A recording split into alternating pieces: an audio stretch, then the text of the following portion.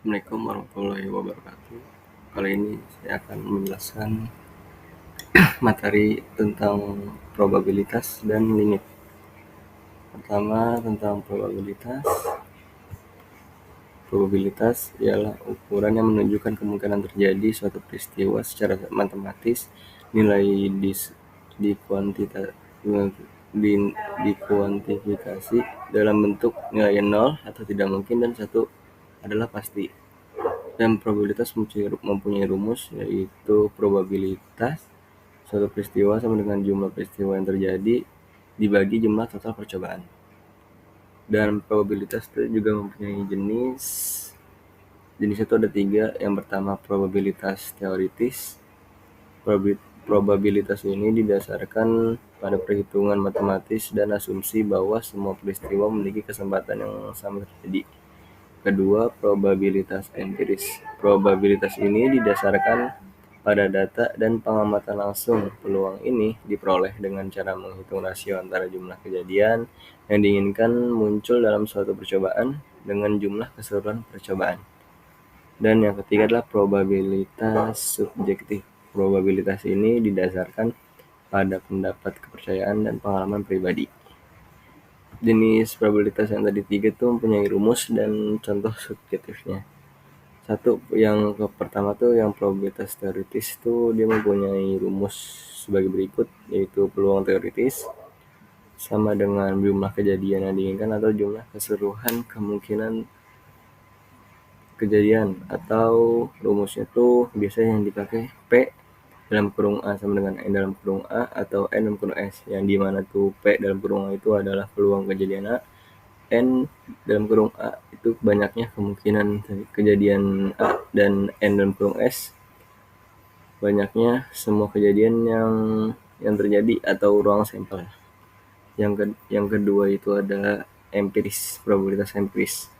Probabilitas empiris mempunyai rumus P sama dengan A, F P dalam kurung A sama dengan F dalam kurung A atau N, di mana P dalam kurung itu ada peluang empiris kejadian A, F dalam kurung A sama dengan banyaknya kejadian A yang muncul dalam suatu percobaan, dan serta N banyaknya percobaan yang dilakukan. Contohnya nih, pengamatan atau percobaan tersebut dapat berupa pelemparan dadu, pengambilan bola dari kotak, atau bahkan kejadian dalam kehidupan sehari-hari. Dan yang ketiga tuh probabilitas subjektif. Pendekatan subjektif menyatakan probabilitas suatu peristiwa terjadi berdasarkan penilaian pribadi. Jadi kayak contohnya, satu nih, menurut Presiden Saddam Hussein, Irak pasti akan menang melawan Amerika. Nah, terus yang kedua adalah menurut Presiden Amerika, rakyat Irak akan menyambut tentara Amerika dengan sukacita. Dan yang ketiga ada menurut Menteri Keuangan Indonesia periode 1996 sampai 1998, Indonesia tidak akan pernah krisis karena fondasi ekonomi kuat. Dan yang keempat, Anda akan mendapatkan nilai minimal B untuk mata kuliah statistik 1. Nah, semua contoh di atas itu hanya didasarkan pada penilaian pribadi. Jadi nggak menggunakan informasi dari yang, maksudnya kayak informasi yang lain. Jadi kayak itu pendapat pribadi aja ya. Nah, karena sebab itu demikian dinamakan pendekatan subjektif. Nah, habis ini tuh ada manfaat probabilitas. Nah, probabilitas juga mempunyai manfaat dalam kehidupan sehari-hari aja. Jadinya ada 5. Mengukur ketidakpastian, membantu pengambilan keputusan, menganalisis risiko, mengoptimalkan hasil, dan mengurangi risiko. Nah, di sini ada contoh studi kasus tentang materi probabilitas. Dan studi kasusnya itu dalam sebuah kantongan terdapat 5 bola. Di antaranya 2 bola merah, 2 bola hijau, dan 1 bola biru. Jika kita mengambil satu bola secara acak, tentukan probabilitas bola yang diambil yang berwarna merah. Nah, penyelesaian itu jadi total bola, yaitu N sama dengan S, sama dengan 5N dalam kurung S sama dengan 5. Dan bola merah N dalam kurung A sama dengan 2N dalam kurung A sama dengan 2.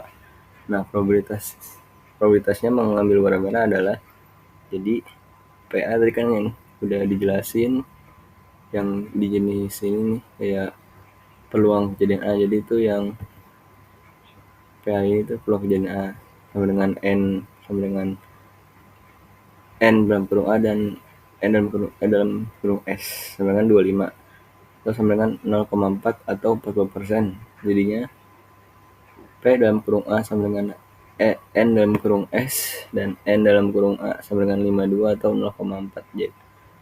Jadi 0,4 atau 40%. Jadi hasilnya tuh segini. Dan ada relevansi probabilitas dengan aplikasi dalam bisnis ekonomi. Satu adalah analisis keuntungan maksimum. Nah, jadi limit yang digunakan untuk menentukan titik di mana keuntungan maksimum dapat dicapai. Itu kegunaan probabilitas itu dalam bisnis ekonomi. Dan kedua, perhitungan biaya marginal. Biaya marginal adalah perubahan dalam total biaya yang dihasilkan dari memproduksi satu unit tambahan barang. Dan ketiga itu model permintaan dan penawaran. Dalam ekonomi, limit digunakan untuk menganalisis perilaku konsumen dan produsen ketika harga mendekati titik tertentu. 4 adalah mengambil keputusan investasi. Limit juga berperan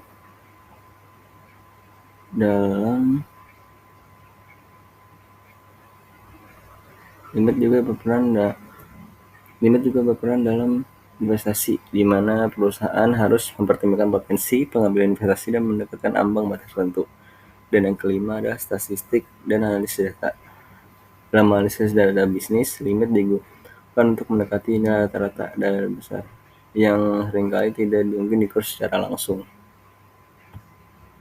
Nah, kita langsung masuk materi limit. Nah, limit apa sih limit? Limit itu adalah limit dapat diartikan itu sebagai nilai yang didekati oleh sesuatu fungsi ketika variabel didekati nilai tertentu. Dalam konteks ini, limit berfungsi untuk mengatasi situasi di mana fungsi tidak terdefinisi pada titik tertentu. Misalnya jika FF adalah fungsi yang terdefinisi pada interval tertentu yang mencakup A, kecuali di A itu sendiri nih, maka limit dari F dalam kurung X saat X mendekati A dituliskan sebagai. Nah, jadi kayak ini nih, ada rumus ya, lim X garis mana AF X sama dengan L, di mana L, nah ini ada rumus di mana L adalah nilai yang didekati oleh F dalam kurung X. Limit dianggap sebagai batas yang mendekati nilai tertentu tetapi tidak dapat dicapai secara langsung. Nah, di sini ada sifat-sifat limit. Sifat-sifat limit itu bersifat, yang pertama ada limit konstanta sama dengan lim X, AC sama dengan C. Limit dari fungsi polinomial lim X tanda panah A xn sama dengan ANX tanda panah A lim xn sama dengan AN. Limit perkalian. Nah, lalu kalian tuh lim X tanda panah A CF tanda dalam kurung X sama dengan C dikali lim X tanda panah AF dalam kurung X sama X tanda panah A lim CF dalam kurung X sama dengan C titik X atau A lim F dalam kurung X. Nah, terus cara menentukan limit misalnya adalah ada 3 metode. Yang pertama itu metode substitusi. Jika F X terdefinisi untuk nilai rata-rata X sama dengan A, X sama dengan A, maka cukup dengan mengganti XX dengan AA. Terus kedua itu metode pemfaktoran. Jika substitusi menghasilkan bentuk tak terdefinisi seperti 0, 0, maka faktor yang sama dapat dihilangkan. Yang ketiga adalah merasionalkan penyebut. Jika penyebut mengandung akar, rasionalisasi dapat digunakan untuk menyederhanakan bentuk sebelum substitusi. Dan ini ada contoh soal limit. Ini ada 3 soal. Jadi contohnya tuh Pertama, jadi kayak tentukan lim X, terus 2 ini pembahasan dengan supervisi langsung nih. Jadi 3 dalam, jadi langsung ya 3 dalam kurung 22 dikurang 4 sama dengan 12, dikurang 4 sama dengan 8 sama dengan 3.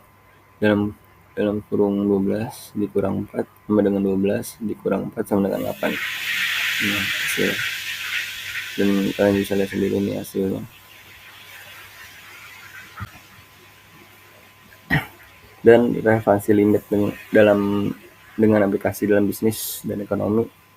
Pertama, ada analisis biaya dan keuntungan. Limit digunakan untuk menentukan titik maksimal atau minimum dari fungsi biaya dan keuntungan dalam bisnis.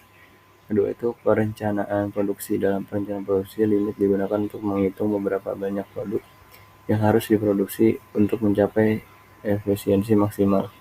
3. Elastisitas permintaan dan penawaran.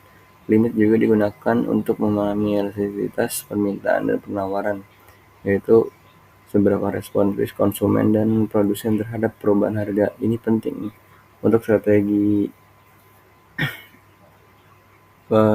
harga dan perencanaan pasaran.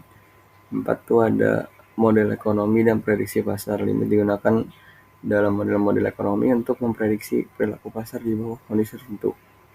Nah, dan yang kelima adalah pengambilan keputusan strategis. Dalam pengambilan keputusan strategis, pemahaman tentang limit memungkinkan perusahaan untuk mengevaluasi risiko dan manfaat dari berbagai pilihan investasi dan strategi bisnis. Dan kemudian untuk selesai. Dan mungkin ini aja yang bisa saya jelasin. Wassalamualaikum warahmatullahi wabarakatuh.